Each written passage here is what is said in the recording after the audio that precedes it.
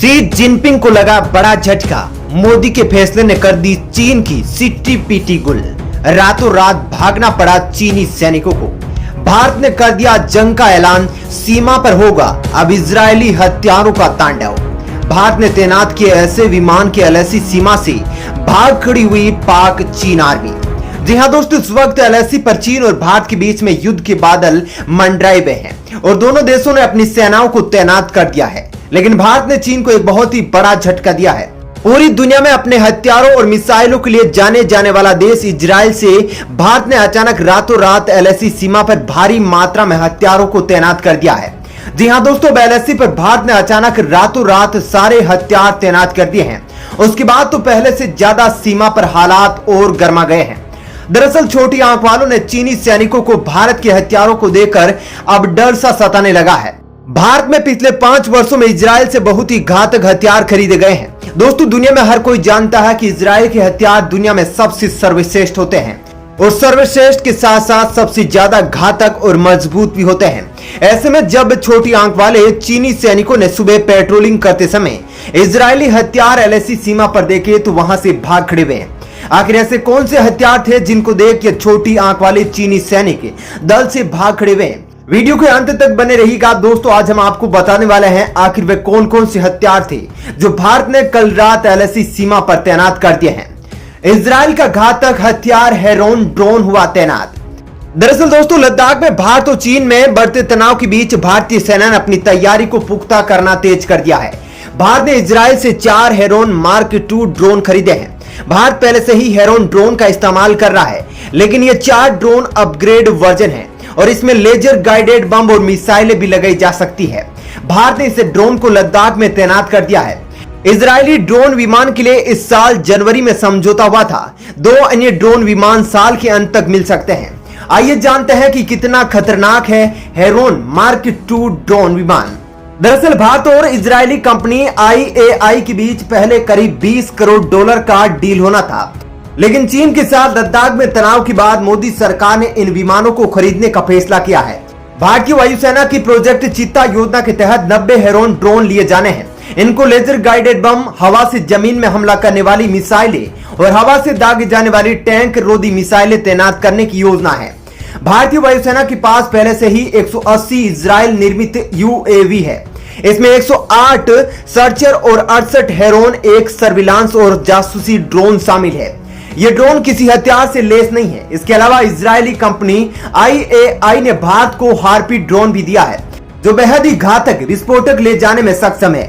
ये ड्रोन विमान इतने घातक है कि ये अपने लक्ष्य जैसे रडार स्टेशन, दुश्मन सेना के अड्डे के पास पहुंचते ही खुद को नष्ट कर लेते हैं और वहां भारी तबाही मचाते हैं। इजरायली मीडिया के मुताबिक हेरोन मार्क 2 ड्रोन दुनिया की सबसे उन्नत तकनीक से लैस है। ये एक रणनीतिक और कई तरह के मिशन को अंजाम देने के लिए सक्षम ड्रोन है। यही नहीं, अपने साथ ये विमान कई तरह के पेलोड ले जाने में भी सक्षम है। इस ड्रोन विमान में रोटेक्स 915 IS इंजन लगे हैं, जो इसे 10,000 मीटर की ऊंचाई पर ले जाने में मदद करते हैं। इसकी अधिकतम स्पीड 140 नॉट्स प्रति घंटे है। यह विमान 45 घंटे तक लगातार हवा में रह सकता है और लद्दाख जैसे ठंडे क्षेत्रों के लिए बेस्ट है। हेरोन मार्क 2 विमान पहले बनाए गए हेरोन UAV का अपडेटेड मॉडल है। हेरोन UAV का इस्तेमाल इजरायली एयरफोर्स समेत दुनिया के 20 संगठन करते हैं। अब इसके सेंसर को बड़ा किया गया है और सुधारा भी गया है, जिससे यह बेहद ही खतरनाक हो गया है। इससे अब भारत बिना सीमा रेखा पार किए अपने दुश्मन के ठिकानों को काफी दूर से टोह ले सकेगा।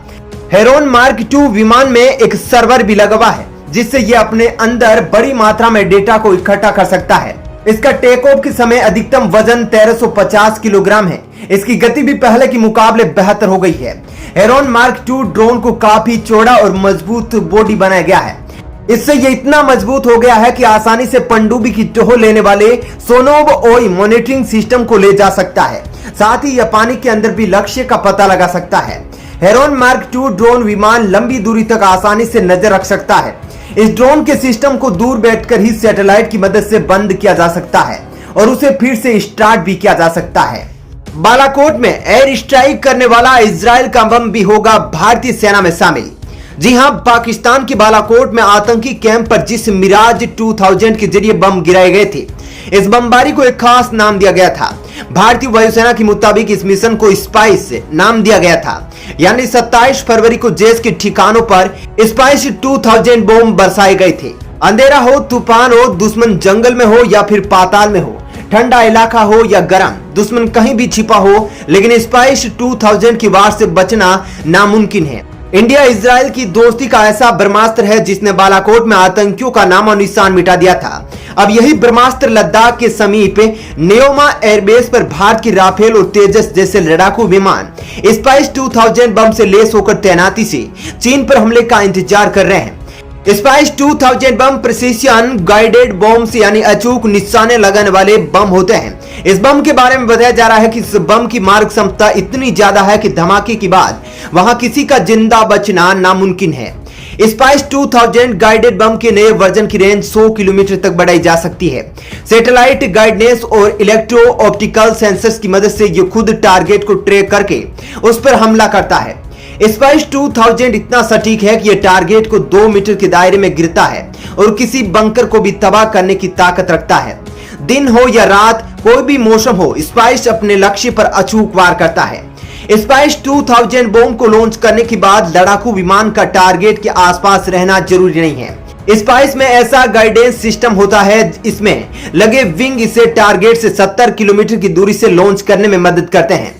उसके बाद ये अपने टारगेट तक खुद ब खुद ग्लाइड करके पहुंच जाता है। भारत की सीमा सुरक्षा के लिए इजराइल का सर्विलांस सिस्टम। जी हां दोस्तों, चीन के साथ चलते हुए संघर्ष के कारण और पीओके की तरफ से लगातार आतंकवादियों की घुसपैठ के कारण भारत की डिफेंस डिपार्टमेंट ने एक नया फैसला लिया है और चाइना और पाकिस्तान के बॉर्डर के ऊपर एक नया डिफेंस सिस्टम लगाया जाएगा।